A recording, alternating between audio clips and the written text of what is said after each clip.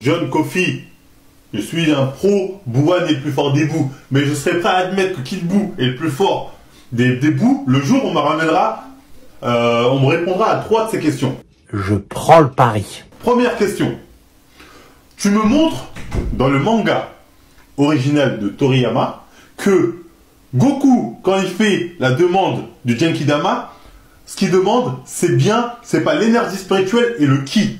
Et pour me montrer ça, faut que tu me montres en japonais que le ki, comme on en parle, le ki dans Dragon Ball, c'est la puissance, est écrit exactement de la même façon que le ki, soi-disant le ki, qui demanderait au Genkidama. Si tu arrives à me montrer que, d'un point de vue écriture, c'est pareil, ok, déjà ça prend un point. Parce que des preuves valent mieux que des mots.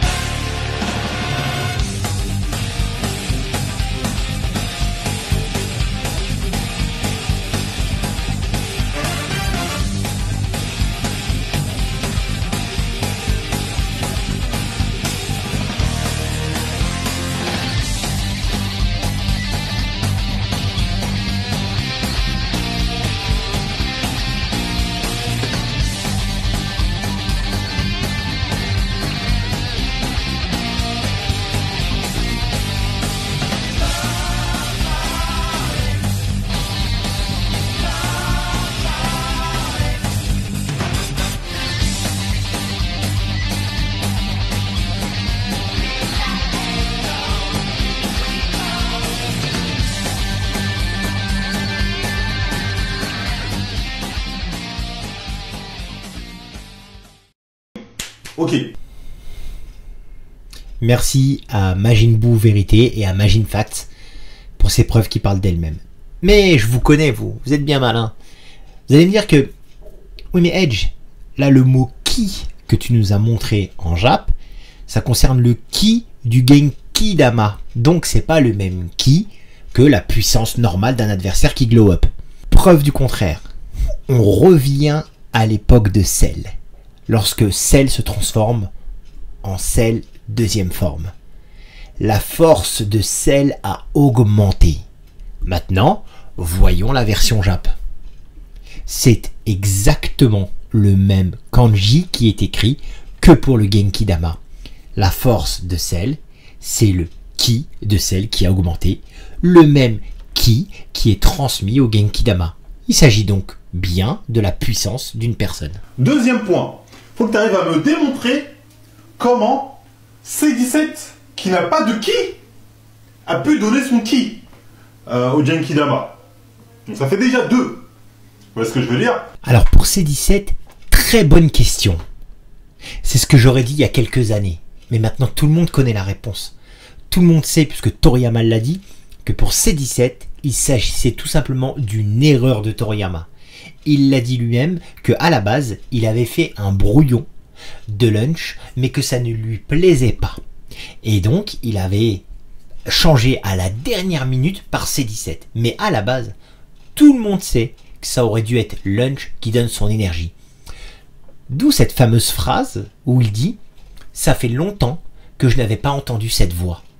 On sait tous l'incohérence que c'est que C17 puisse dire « Ça fait longtemps que je n'ai pas entendu cette voix », dans la mesure où il ne l'a jamais entendue et il ne l'a jamais vue. Donc, plus tard, Toriyama, de toute façon, il n'y a pas de débat, il l'a reconnu, c'est une erreur de sa part. Mais si on ne souhaite pas avoir d'incohérence et qu'on peut faire place à la spéculation, qu'est-ce qu'on pourrait dire si on pouvait chipoter? On peut tout simplement dire que C17 donne son ki artificiel. On sait tous que les androïdes ont un ki artificiel, de l'énergie artificielle. Donc on peut très bien dire qu'il donne son énergie artificielle.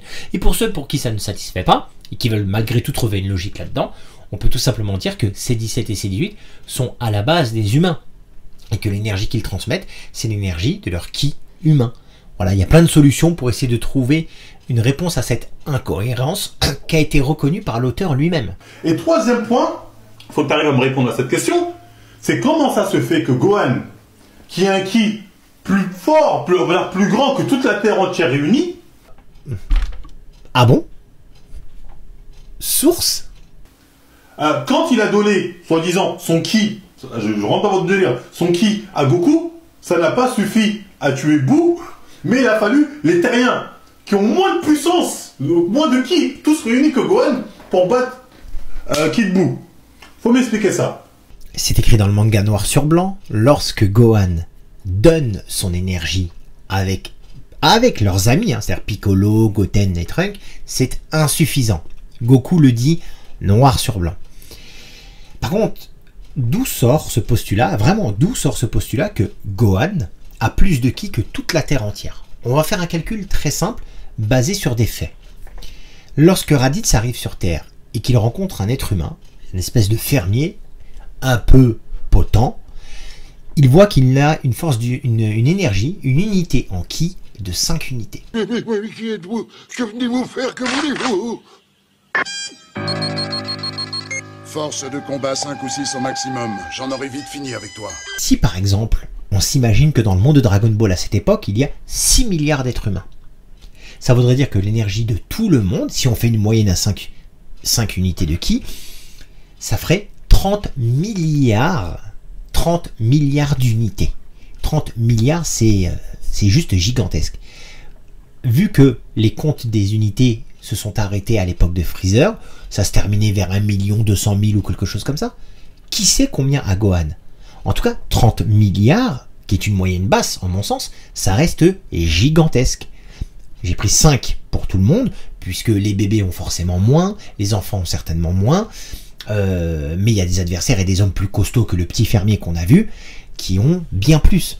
Donc j'ai pris 5, mais voilà, il n'empêche que ça reste 30 milliards d'unités qui arrivent. Mais là où tu te trompes, c'est que tu dis que c'est la force des êtres humains qui a permis de tuer Kid Buu. Eh bien c'est faux. Quand on lit une œuvre, il faut la lire correctement. C'est l'énergie de tous les terriens. Donc déjà, on va faire une moyenne à 30 milliards. Tous les Namek, qui sont un peuple de guerriers, mais également et surtout tout l'au-delà entier qui a transmis son énergie à Goku. Et c'est grâce à ça que le Genki-Dama a été suffisant pour terrasser Buu. Ce n'est pas juste les humains tout seuls.